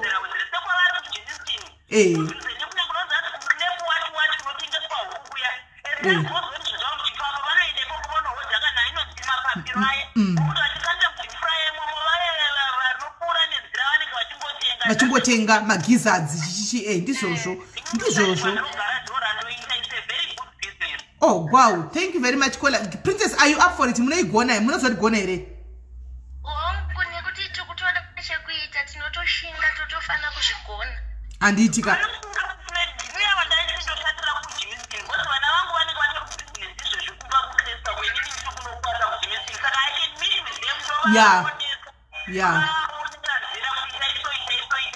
oh wow, thank you Kola, thank you very much, thank you Naita Basa Kola, thank you. All right guys, there we go, we have a business idea. I think let's go with this one. Vanoda chip fryer gas. So guys, Maria Trikuda de chip fryer. I think chip fryer gas vanava, let's not give them money as it is. Let's give muna ari kujobeka ari kuduze koko mari yekutenga chip fryer idiki yaya ine 2 ningikiri 10 liters yaya 10 liters otenga iye chip fryer gas ish antika posara change yekutenga ma potatoes nekutenga 4 liters zavo dzemafuta kana 5 liters kuti vatange business. So we are not looking for much pano. Haisi mari yakawanda chatakuda panapa chitungoda chip fryer mari yema potatoes ne mari yeningikiri yekuti vakwanise kutanga kuti va Kola yellow Kola. Hello. Yes Kola. Sis Melly there. Yes. Hello. Yellow tukunzwa Kola. Tukunzwa like zvamafunga zvemachips vachabuda vachaenda kubusiness vachiti imambo business makurisa muzita remukomana. Inini zvandachifunga pane madhayaris ari imimi Sis Melly munoziyana nevanhu vecounseling vechi hakuna here vanhu vanokwanisa kuenda like ati murume wake is fine anditi vambonogara pasi nevarume vavo vavaudza kuti varufungidza kuti vana vada kuvati vadaiso. I don't think Nai Princess murume wako yo angabvume here kutaura neni nevamwe madhayaris panapa, then you can make a conference call kana auya titaure naye kuti we just want to help you. Wangu inini wangu murume anobvuma. Murume wangu inini kutoti kushaya asi kunetsa hanetse even kuprojecta munini wangu anotombozama but inoti zvinhu zvakatomuomera. Okay. Izvi kutaura kwatiri kuita kuri kutonhorapo handina kana chekupfeka, ndakatopfeka bhurugwa rake yetrauzi kuti nditonhora. Mumba muri kutonhora zvisingaiti, apa kuri kutonhora ndiye ndisina chekupfeka chacho, ndotongotora matrauzi ake ndopfeka. Okay, saka murume wako ati anobvuma kutaura neni iwewe. Right. So guys, thank you very much Kola for that suggestion. Those are no good my diaries. So I think let's murume wacho pano uya we talk ne murume wacho ne mamwe ma diaries not indega. Ne mamwe ma diaries, let's say we can be 3-4 totaura navo vana mai vakuru, then we present nyaya yedu kune murume wacho anditika, then totaura naye anditika iye uichimudza totomuudza murume uyu point blank kuti asi zvako iwo murume tukuitira princess nemuning'ina wake nemukomana uyu kuitira kuti murume womuning'ina waprincess asazoda kupindira achimisa mhino yake imomo mubusiness revana antimaona totomuudza kuti hazvisi zvako, but iye princess manje chekutanga first step mangwana makuseni omuka nemuning'ina wake voenda kunovhura account kupost office kana kumukuru inonzi chii mukuru account mukuru bank unoziva mukuru princess passport mangwana wochinda kwewoti ndoda kuenda nepassport yako ndine account pano ndiri kuda account yebank vanotokupa ipapo unodzoka une kadhi rako andika kuitira kuti isusu kana todi takucontributa mari kana takubatsira toisa muaccount mako imomo straight mangwana kuseni iwe masikati unondifonera uchindudza kuti ndavhura uchinditadza kadhi picture yekadhi kuti kadhi ndatora iri ndave naro isusu takuita zvokuti tiwane munhu tine vanhu vakanda rujobek tina Lorraine Mukundu, we trust Lorraine Mukundu ndiye watiaona kuti agamuchira every cent anonokutengera iyi nhingirikiri chinonzi chip fry iyi osifila gasi iri otenga mapotatoes aya otenga whatever zvinenge zvichidiwa kuti mutange kurutonzoreko zvine zvimagwinya ari kufamba antiona flour 12.5 munotanga ne12.5 yeflour inotoita anzi panoda mari Sis Melly kupiwa card. No, mari yekupiwa card I think it's only 100 rand. That's not a problem. 100 rand I can give it to her. I will send it to her. 100 rand I will send it to her. Kuti avhurise card. Ndichamutumira but ndokutumira kupi. That's another thing.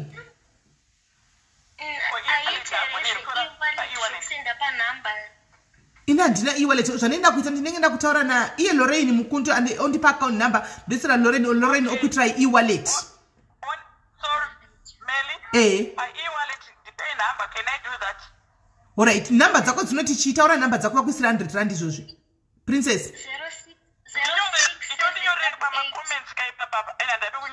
Alright, mirai ndinyore. Alright, uyai kucomment section ndakubvisa ndingikiri pin yandakaisa number yangu itise yavo. Right. I'm going to transfer it right now. All right. Thank you. God bless you, caller. God bless you. God bless you. What is 0chi? What is 0chi?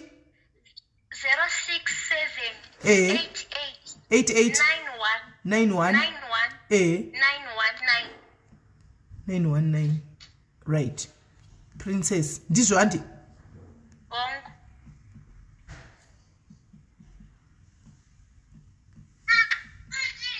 Ish. Ndakwisa ningirikiri yacho. Right. Number za princess ndapina. Thank you caller. Thank you very much caller vanga vari papa. Thank you very much. God bless you. Thank you. All right. All right. Thank you caller. Thank you very much. God bless you. Mara kuti zvakanaka muro mwedzerwe pamabvisa.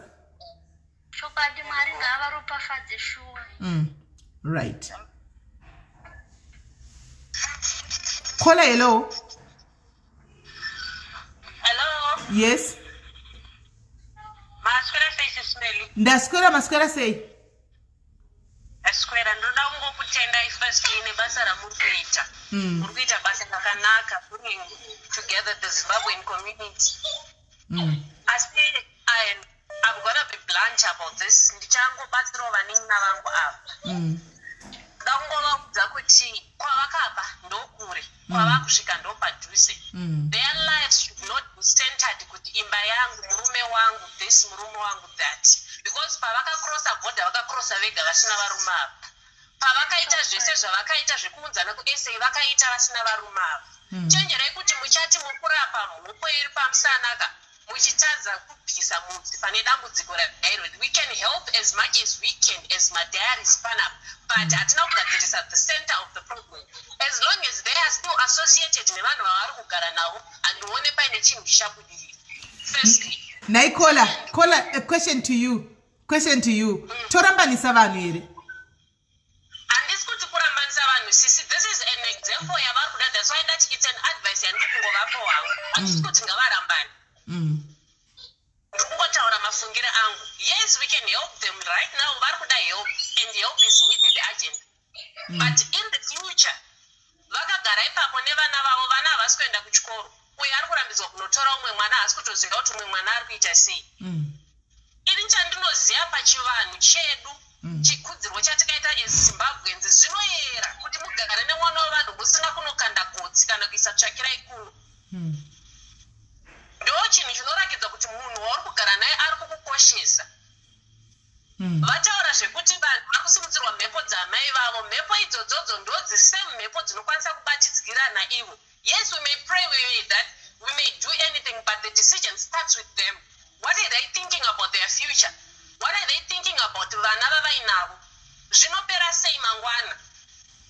Kola, I was thinking kuti inini hangu zvandandichifunga pachataura nemurume waprincess handiti sezvo ari munhu anotaurika naye tichiona pachataura nemurume waprincess manheru tichimuudza zvatafunga kuti tiitewo semadzimai sanamai vevanava handitika ndo pachazenge tichida kunzwawo nekumuonesawo kuti saka wakagara nemwana womunhu uyu saka zvino kusvika rini zvichazodiwa uri kufungei handi muri kuona then tozonyatsotanga from there kuti tione kuti pfungwa dzake iye kushaya here kana kuti kungogara kuti pane ane ma-intentions plans anawo pamberi apo because right now we don't know pamwe kushaya kuri kuita kuti asainda kunobvisa kana kuti haanawo handizivi but how about we work together kuti imineni titaure nemurume uyu wacho timbonzwawo waprincess because ndiye anotaurika naye so far timbonzwawo kuti iye pachakazvimiririra ari kufungei nemwana wevanhu waagare naye atove nemwana ne8 years pasina chiripo kuti aroora kana kuti aita sei haisi advantage yaari kutora here yekuti mwana uyu haana vabereki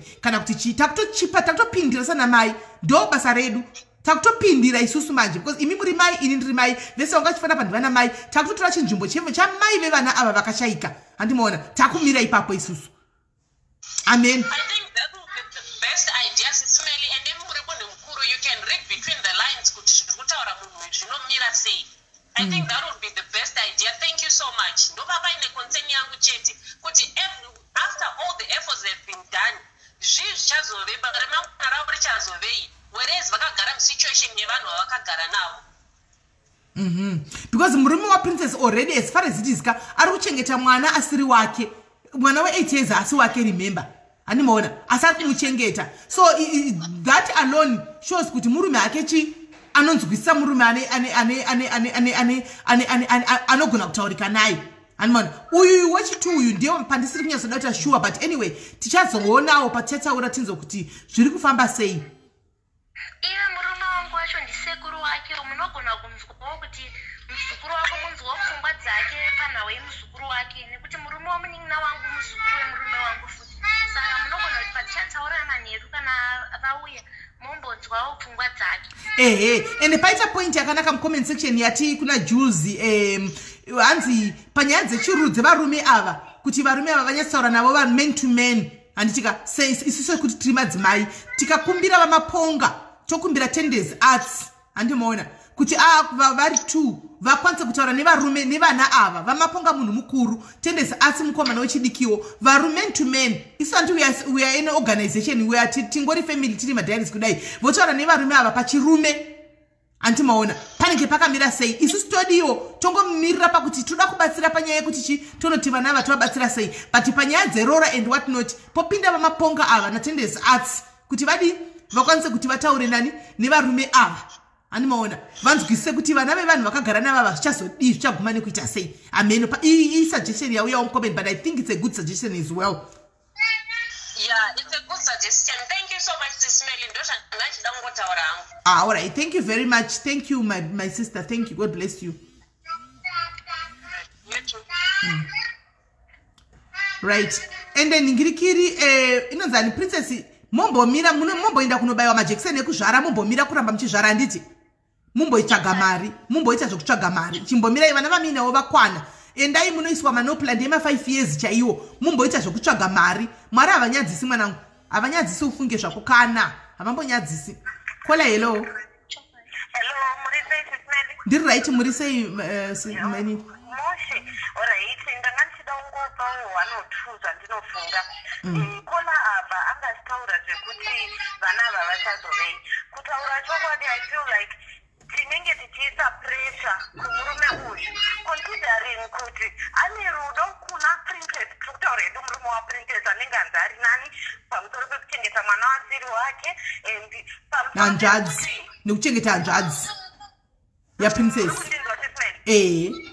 alright pamusoro pekuti ari kuchengeta mwana wasiri wake handiti princess hatori nahembe kureva kuti zvinhu zvakatovaomera of course inangotaurwa wayo in passing kwete zvekuti tingati ari kutora advantage nokuti munhu ari kutoshayiwa ndofunga chido chake chinenge chitoriwo chido chekuita zvakanaka saka titamuite kuti aite senge iye ndiye akashata murume uyu chekufunga kwangu ngatingobatsirai vana ava nezvatinokwanisa mune zvakanaka mabhizinesi seairfryer ndangachitogugula izvezvi patauro dzeairfryer ma-1000 kubva pa-1000 single ma-1.9 madouble we can do that and help murume motaura naye semaplaniro amanga maita kuti anozvionawo seibhizinesi ave ari involved kuitira kuti mangwana zvisazonise.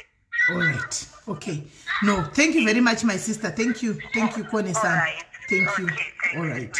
ma'am. Okay. Right. So, cheap fry. Sis Melly, ndakandichifunga kuti takagona kushanda saizvozvo nekuti hanzvadzi yangu imudiki akasiya chikoro nguva yareba ende tinototi takagara communication yacho chaiyo inotoratidza kuti ndiye munhu uye asina kutombobvira akaenda kuchikoro saka ndichitofunga kuti kwaakakura achazove murume akaita sei murume asingagone kutaura asingagone anotonetseka akataura chinhu anenge achitotaura like achitori mwana than zvaatori izvezvi anotonetseka zvokuti kana wakamubvunza chinhu haagone kutopindura mubvunzo chaiyo anotopindura zvezvekuratidza kuti shuwa munhu wekuchikora hakuna kutombobvira kwakaendwa. Right. So guys, I think pana kola vati vagugula pana paka chip fryer, let's say kuti inogona ngatingoti chip fryer 2000 anditika chip fryer 2000 anditika double fryer is the best. But double fryer because vanokwanisa kubika machips akati one day anti maona kana depending ne vakangojairwa panzvimbo chikafu kuno South Africa guys pa fair you can never go wrong. Food you can never go wrong. Ndo chokwadi vanobika machips chatibiki machips ekudhura vanobika machips anenge achita tudiki tushomawo 5 rand 10 rand 15 rand dependa nepacket handitika spatlo kana vazoona kuti spatlo iri kuitawo vogadzirawo maspatlo vadzidzira kugadzira makota iwaya vogadzirawo kota dzinosiyana siyana handitika but kota inenge yakuda manje mafiriji nechichichi but I think right now kungoti vamhanye nemachipsika they can make money handimona nemachips iwayo ane vana 2 linet ane vana 2 machips iwayo so if you can have 2000 yechip fryer and then utoita cooking oil 5 liters yavo because mafuta abikisika 1 mafuta iwayo vanogona kumabikisa kana kuti wiki rese for a week depending nekuti ari kutengwa sei anenge achingobikwa semafuta iwayo handitika dei vanga vachishandisa vaine egetsi vaine getsi inonzi chip fry vaine getsi vari kubikira pamba pavo ndinawo machip fry I have those chip fryers I think andakatanga kushandisawo ndichitanga inini handitika I think ndinawo about 4 or 5 arimo munhikikiri muwindi house umu ndofunga ndine 4 or 5 before sandatenga mahomba aya emadhabhula aya ndaiva pazvino angu ndeemagetsi anomaona ndandichatoti mangwana ndiri kuvatumira oenda zvino angu ndeemagetsi hasi egasi apa pari kuda egasi nachati mangwana ndotora 1 at least ndovatumira anomaona zvino panodiwa egasi because vanenge vachibikira vari paposition ichi pavanenge vari kure nekwavanogara kusina magetsi saka gasi ndo rinenge rodiwa dei anga ine magetsi aiwa tikade tisetakutoti done deal ngatitangoti mapotatoes chete nemafuta nemapepa ekupekera manhikikiri machips avo kuti zviite andika handi chekuchengesa mapotatoes imbai for now sevanhu vari kutanga vanotoita nebanga just a bucket ini ndakatanga nebanga inini I started nebanga nebucket ndaishandisa vanongoda pila tave tine mapillars toti mapanga taicheka nemapanga mavoko aisvuka ticheka takatanga takazotenga takazogadzirisa hedu takazotenga ichi chekucheka chipila chikata ichi itai ndivigirewo kachidiki chachipikata ichi uye nacho panapa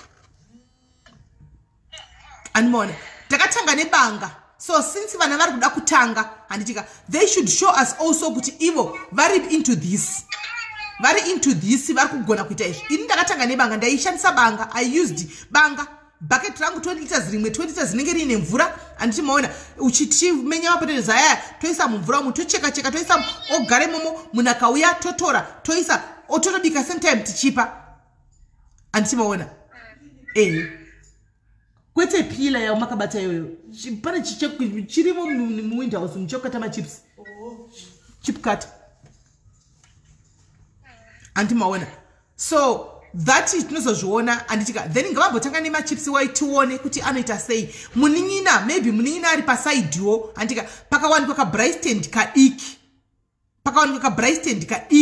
kabristand kadiki munin'ina otengawo magiza dzaya obayirira pazvitanda magiza dzaya anditika totomudzidzisa kuti tenga chinonotenga marinade yakati anditika ita so mixa so baya pazvitanda achigocha nehanzvadzi vachitengesawo i10 rand zvinhu zviya kana 8 rand antimaona i10 rand kana 8 rand antimaona munenge ari pasaidi sisi vane machips avo munenge ane nyama yake pasaidi animazviona vanenge paday truly speaking guys I'm telling you havashaye 300 rand havashaye 400 rand per day havashaye 300-400 rand per day but vapedza ivo vozoona kuti mari yacho voita sei kuti vadi vogocha ivo ndo vachaona kuti market yenyama yavo kunodiwa chiko vanenge vari koko kana kuchidiwa makumbo ehuku kana kuchidiwa misoro yehuku kana kuchidiwa matumbo ehuku ndo vanozoziva kuti alright taba mari yatabata iva na vari kubvunza mantwantwana ehuku makumbo rega tinohodha makumbo akachipa futi tinotenga makumbo tise pamoto tigoche tine makumbo ehuku plus added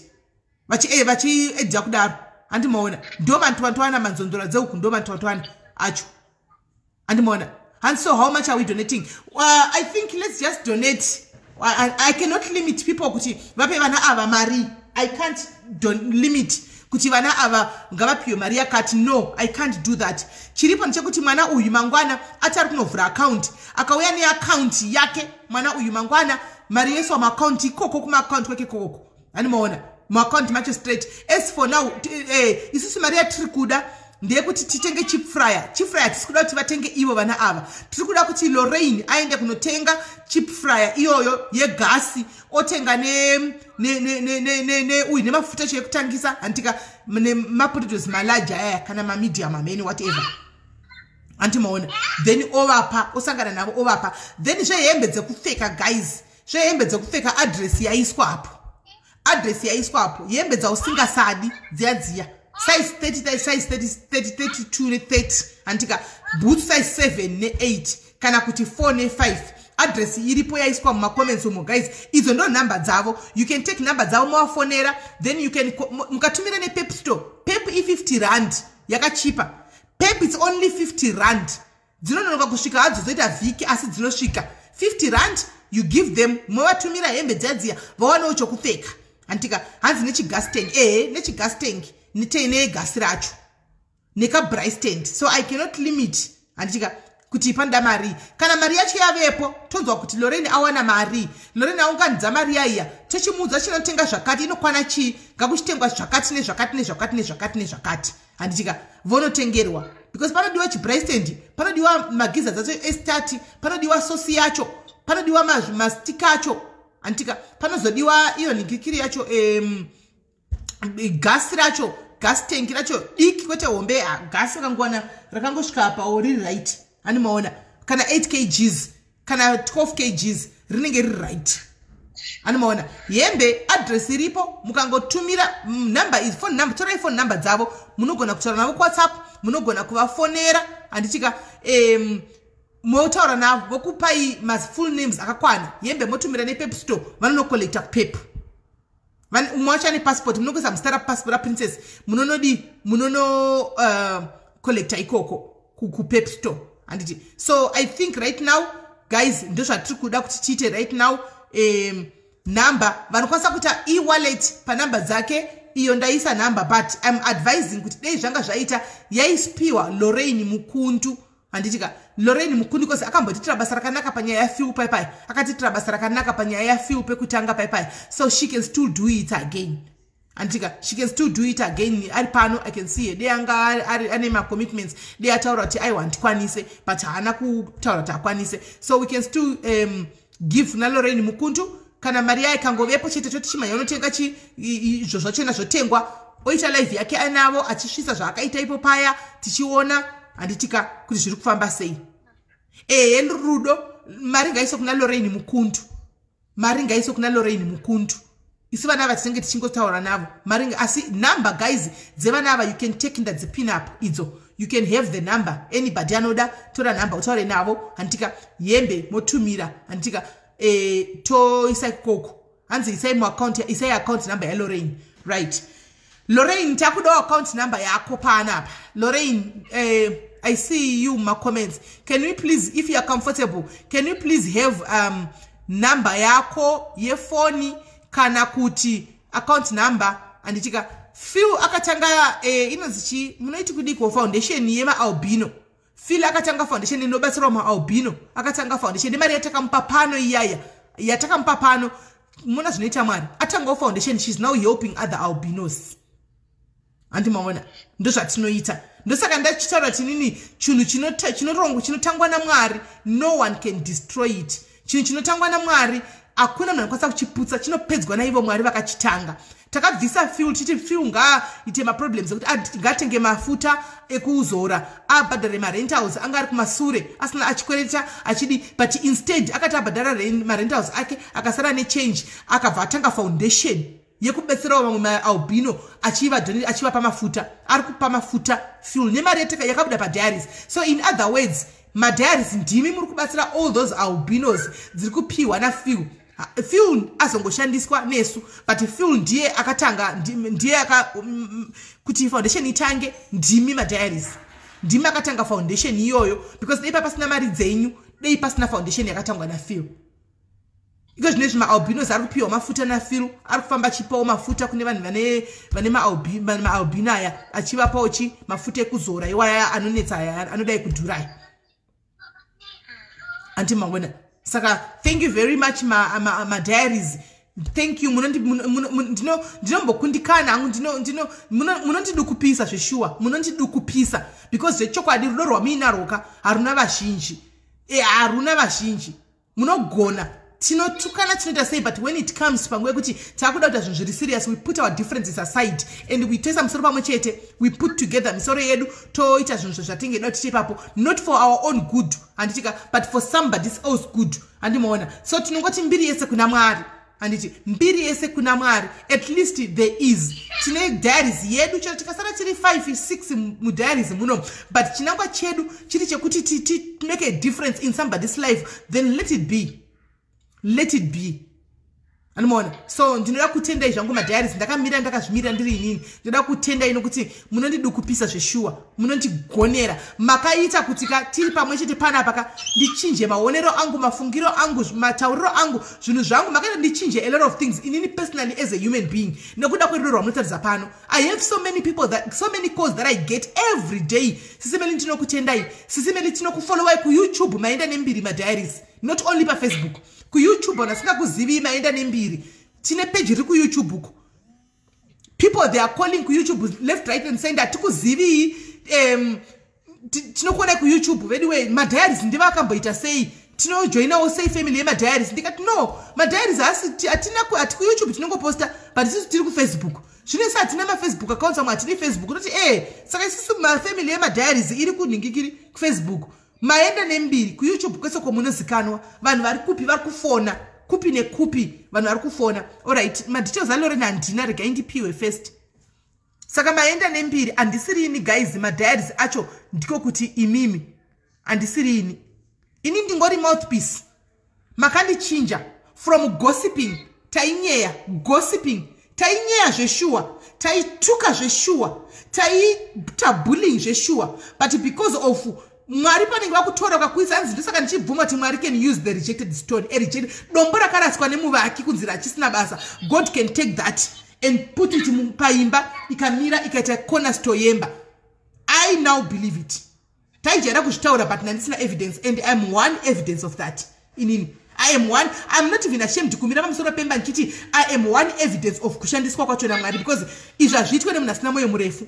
Azvitwe nemunhu asina pane time yekuti unosvika pakuda kugive up kana mashoko akawanda, but you keep pushing chikoti Mwari the more yavari kutaura the more yavari kuenda mberi, the more yavari kutaura Mwari ndoda kupusha ndoenda kumberi, I'm not going to stop.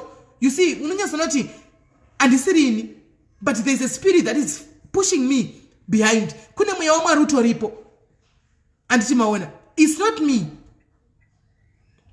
Takabuda muzvinhu zvakanga zvataimboitawo kudhara zvokuti taiita number 1 kubhula, kunyeya, kutuka, kuita makuwa, kudii, taitonyeyawo ndotozvitiziva ini personally kudai. Andimaona ndaivawo ne mabhururu angu nevandoti mabhururu angu kana mafriends taipedzawo vanhu andimaona, but not anymore nekuda kwediaries. Ene madiaries acho ndiani? Ndimi. Not anymore. Ndosaka mchiona kuti I'm not even bothered kunzanzi ndazotukwa kana ndazotaurwa. Ndine nchingoti Mwari, it's my time, ndakazviita, it's my payback time, let them talk.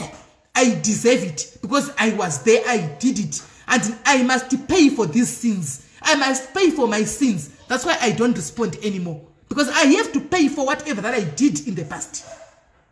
Andimona Lorraine, tipo account number yako. Lorraine, tipo account number yako. Lorraine, tipo account number yako.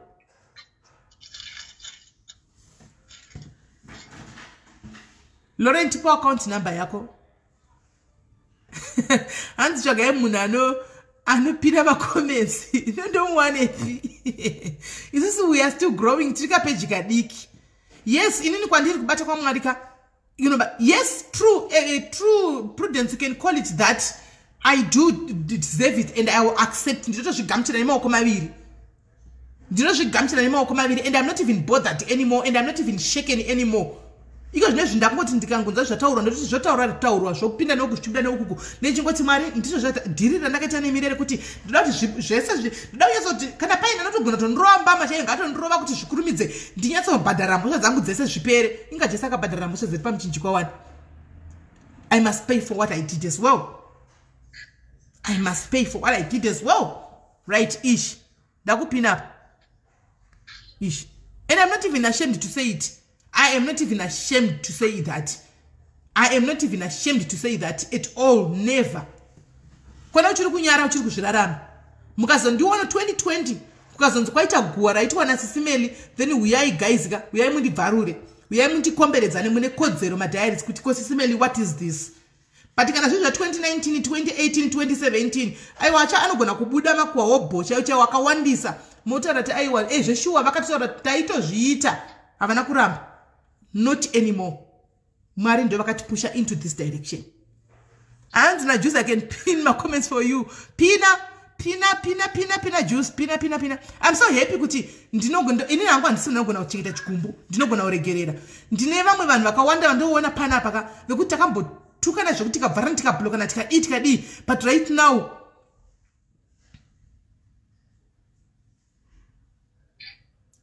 taurai aimbondituka ghostiri. Taurai zvinemusara aimbondituka, but ndaimuona nchikuti andimubloke. I'm not going to block Taurai, whoever, whether she's a she or a he, andimubloke. Ainguva yake. Anmona, I'm sorry, vakawanda ndinovaona. Takato, we buried. It happened. That's it. Zvakapera ikoko. Takatotukana zvikatopera zvikasara kumashure ikoko takuta move forward. Whether whoever is behind that goes takatopera. This dad has changed me for real. Kunyaya dzevanhu handihakiri unless ndatovingwawo ende ndobvunza pano kuti naimi guys pane nyaya yauya ndotora here kana kuti ndorega. Mukati siyai ndosiya, mukati torai ndotora. And nyaya dzevanhu handihakire mundione handitoriko, because I'm trying to be a better somebody. That's my aim, so that batinobatsirawo papa I must not be a hypocrite wokuti mangwana when I come here nchiti guys moti but nezuro makanga muchi tuka vanhu kana makanga muchidaiso nezuro nhasi ndakuzvicontradicta. That's why I try by all means nchibva pano I switch off my phone kana kungoonawo chidarika mari. So guys, account number taisa, account number ndaisa ya Lorraine. So thank you Pepe Pasi, thank you Pepe. Account number ndaisa account number yo guys ndoya ningikiri ya Lorraine Mukuntu anditika. So guys, whatever that we have, ngati Lorraine Mukuntu is the one who is collecting the money. So imimi vaskana iwewe princess, this is what we are going to do. Murume wako anosvika nguvai? Kufunga pasara 1 hour kana kuti 1.5 anowanzosvika battery rangu rada kupera. Alright. Ndotora ne kuma 7 ndotora ne tozotsvaga vamwe vakadzi vechikuru toya totaura nemurume wako and then totangira ipapo anditika then techizokuza taona mari iyo mangwana waisirwa mari pane munhu akuisira mari yeFNB yekuti unovhura inonzi unovhura account mangwana please wondipawo feedback yekuti account wavhura ini murume wako tetaura nei nhasi noti ndoga ndichatsvaka vamwe vanhu vakuru vari mupanapa vana rugare kwamuri ava vondibatsira kuti taure nemurume wako kana vana Sis Melly kana vamwe vanhu pane vanhu vakuru varipo vanoremekedzwa panapa vakawanda vanotibatsira anditi ora saka tichakufonera back zvembatya izvo guys tichaisa address vanoda kumutumira momutumira straight muvatumira vana va straight ndoda kutenda Sis Melly okay ndoda kutenda kutanga madiaries vese vaone kumashoko ese avataura anosimbisa nekubatira kwese kwaisa nekuti pfungwa dzekunovhura dzacho ndinotenda nekuombera ndakatoziva kuombera ndoda kuti maita basa madiaries ese vari kudinzwa mabatsira nekuti mutoro wacho munin'ina akatosimwa kuti ndinge ndichitozviona ngazi yangu yacho ese ndinozviona saka ndinotenda nezvamandiitirawo izvi ndinotenda mese naSis Melly vacho ndikutenda ende kuti ndiri manditendera kuti ndinge ndiri palive iyoyi kuti maita basa all right thank you my sister thank you rega ndigotaura newe okay pane all right thank you very much I see Lorena toti pane mari yatanga kupinda muaccount make pane 150 yaiswa muaccount make all right that's good all right iwewe wonovhura account mangwana totaura time titaure nemurume wako tinyatsokukumbira titaure nezvakanaka all right sharp right so guys battery rangu reniwo rakupera guys ndinowa kuzvidukupisa zvakare ndinozvidukupisa guys kuzvidukupisa pamberi poso wenyu kuzvidukupisa pamberi penyu. Thank you very much guys. Thank you.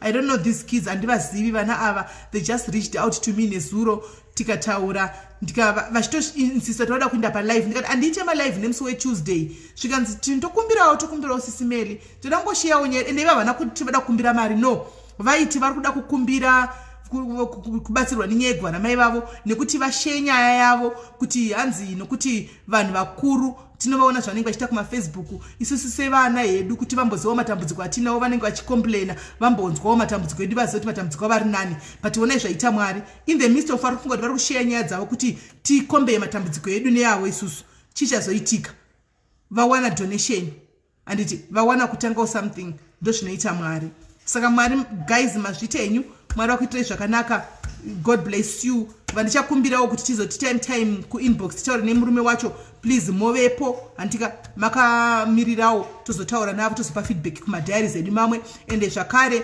mangwana tinenge tiripo topic yenyu yezvamunoda zvinyadzi izvi yekuti orgasm saka kana uri under 18 please don't come tomorrow uri under 18 do not join the live. If you are under 18 mangwana don't join the live. Tinenge tine varume vatinenge tinavo mangwana vachauya vachimirira side remdzimba kutugadzisa futi kadzimba dzenyaya yemudzimba inyaya yebonde yanetsa nyaya yelulalula lapushushu yanetsa mudzimba umu saka toda kuwa kuti mangwana vakadzi sei kuvasiri kuricha orgasm vari kufeka varume chiko chiri kumboitika kuti orgasm haisi kusvikwa vari kungoti jobo vakadzi vosara vakadaro zvii zviri kunetsa mudzimba umu mangwana ndo patinenge tichibata nyaya iyi topic makakumbira kuti ngaitwe iri live handiti saka mangwana tinenge tiri pa live panapa tiri pano anditika so guys thank you very much ngatisangane mangwana zvakare muye neuwandu hwenyu tiperepete nyaya iyi tinyatsonzwisisa gadzirirai guys munhu wese auye kuzoisa contribution yake padiaries ndo diary yacho ndo zvatinoti diary kutaura zvinhu zvinoitika zvinhu zviri kutoitika handiti maona zviri kutonetsa ipapo love you too nyasha saka guys ndo nyaya iripo tobatsana mangwana bless you guys.